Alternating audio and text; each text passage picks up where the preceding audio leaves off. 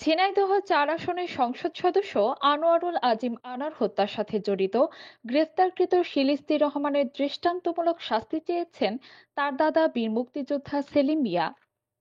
শনিবার দুপুরে শিলিস্তি রহমানের গ্রামের বাড়ি টাঙ্গাইলের নাগরপুর উপজেলার ধবুরিয়া ইউনিয়নের পায়সানা গিয়ে দেখা যায় পুরো বাড়ি ফাঁকা। শিলিস্তিদের টিনের ঘরে তালা ঝুলছে। টিনের ঘরের পাশেই নির্মাণ করা হয়েছে দোতলা একটি বাড়ি, তবে বাড়ির ভেতরে নেই কোনো আসবাবপত্র। এ সময় পাশের ঘর থেকে বেরিয়ে আসেন শিলিস্তির দাদা সেলিম মিয়া। তিনি জানান, দুই বোনের মধ্যে শিলিস্তি বড়। তার বাবা আরিফুর রহমান জুট ব্যবসায়ী। ছোটবেলা থেকে তারা ঢাকার উত্তরায় বসবাস করে। মাঝে মধ্যে গ্রামের বাড়িতে আসলেও দুই একদিন পর আবার চলে যেত। শিলিস্তির চলাফেরা উচ্ছৃঙ্খল এবং বাড়ির বাইরে দিনের পর দিন সময় কাটানোর কারণে তাদের সাথে কথা বলা বাদ দিয়েছেন সেলিম মিয়া ও তার পরিবারের লোকজন। এ সময় সেলিম মিয়া তার নাতনির সর্বোচ্চ শাস্তির দাবি জানান। সেলেস্টি আমার হইল বড় ভাইয়ের ছেলে, বড় ছেলের মেয়ে, আমার হইল নাতিন।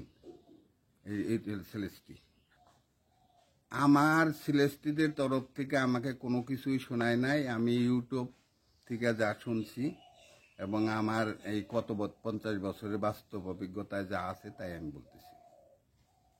এটা সম্বন্ধে আমি কিছুই জানি না। সেলেস্টি অ্যারেস্ট হয়েছে এটুকু শুনছি এবং দেখতেছি, তাকে রিমান্ডে নিতেছে, এইগুলো দেখতেছি, এগুলোই। 2 বছর আগে একবার আসছিল, আমার সাথে এক নজর দেখা হয়েছিল। এখানে আসেনি, ওরা এখানে আসে না, এখানে থাকে না। হঠাৎ এক আধবার আসে, আইসা মানে বাড়িটারে ঘরটারে কোনো রকম একটু ঠিক করে একটু পাকশাক করে খেয়ে গেল, একদিন থাকলো, তারপর দিন চলে গেল। এইভাবে এরা আসে। চাল চলনের বিহেভটা একটু মানে বাইরে টাইরে যাইতো বেশি। এটা নিয়ে আমি মাঝে মাঝে মনক্ষুণ্ণ হইতাম। পরে আবার বাদ দিয়ে দিছি যে এগুলো নিয়ে কোনো মানে আমার কোনো ঝামেলায় যাওয়ার দরকার নেই, তাদের বলার দরকার নেই। বাইরে টাইরে যাইতো সবসময়। যদি আমার ছেলেটি জড়িত থাকে, আমি তার সর্বোচ্চ শাস্তি চাই, সর্বোচ্চ শাস্তি চাই। আদালত যেভাবে সর্বোচ্চ শাস্তি দিতে পারে সেটাই আমি তো খুশি।